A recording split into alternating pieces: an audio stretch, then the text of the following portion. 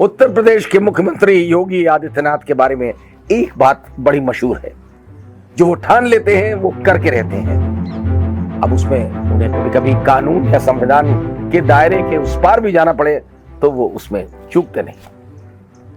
अभी हाल में इसी तरह की एक कार्रवाई देखी गई है जो सामने आई है, उजागर हुई है इंडियन एक्सप्रेस के द्वारा एक इन्वेस्टिगेशन में कि कितने केसेस किए गए इनके द्वारा, इनकी सरकार के द्वारा कितने केसेस किए गए नेशनल सिक्योरिटी एक्ट में।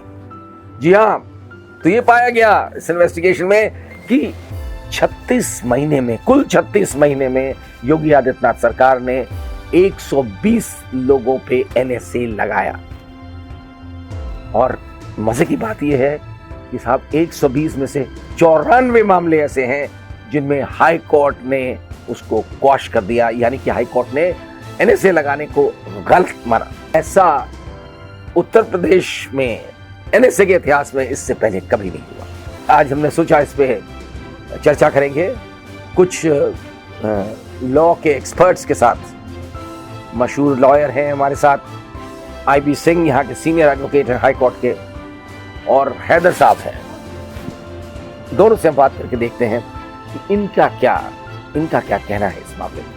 नेशनल सिक्योरिटी एक्ट, इन सारे एक्ट्स का धीरे धीरे करके जो 1818 से लेके 1980 तक आते गए, ये सब में एक जो कॉमन बात आई वो ये थी कि किसी भी पब्लिक ऑर्डर की ब्रीच के एप्रीहेंडेड केस में गवर्नमेंट को अनफेटर्ड पावर्स थे किसी भी आदमी को अरेस्ट करने के, और 10 दिन तक उसको ऐसे ही आप अरेस्ट रख सकते हैं विदाउट डिस्क्लोजिंग एनी रीज़न।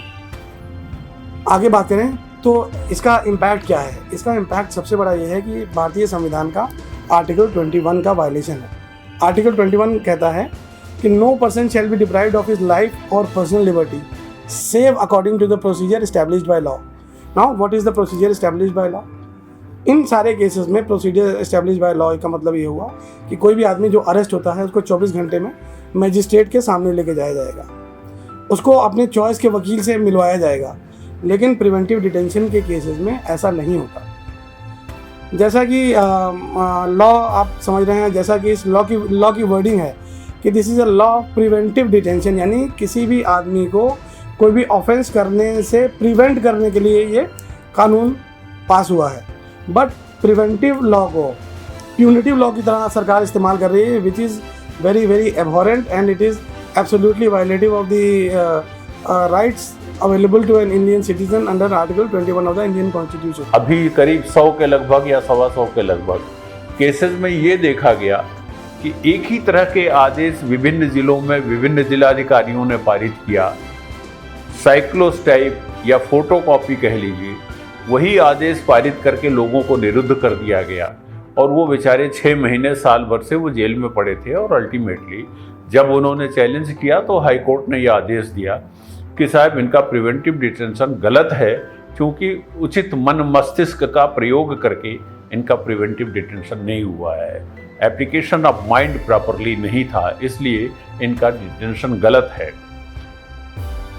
मेरा ये कहना है कि जब प्रिवेंटिव डिटेंशन में जब आदमी के फंडामेंटल राइट्स को वायलेट करके आप किसी को बंद करते हैं तो ये एक बहुत गंभीर बात होती है। ऐसे में किसी को जिस अधिकारी ने बंद किया है उसका उत्तरदायित्व बनता है। जिस आदमी ने ऐसे आदेश पारित किए जिसमें 500 या 100 या 50 लोगों को उनके फंडामेंटल राइट को वायलेट करते हुए, उनके आर्टिकल 21 के जो कॉन्स्टिट्यूशनल राइट है उसको वायलेट करते हुए अगर आपने उनको बंद कर दिया है तो ऐसे में उस अधिकारी के विरुद्ध उसको कोई न कोई सजा देनी चाहिए, जिससे कि इस तरह के आदेश भविष्य में पारित ना हो। और ये एक जो प्रजातांत्रिक देश में जो शासन होता है उसकी जिम्मेदारी बनती है कि आप उनको ऐसे आदेश पारित करने से भविष्य के लिए भी रोकें।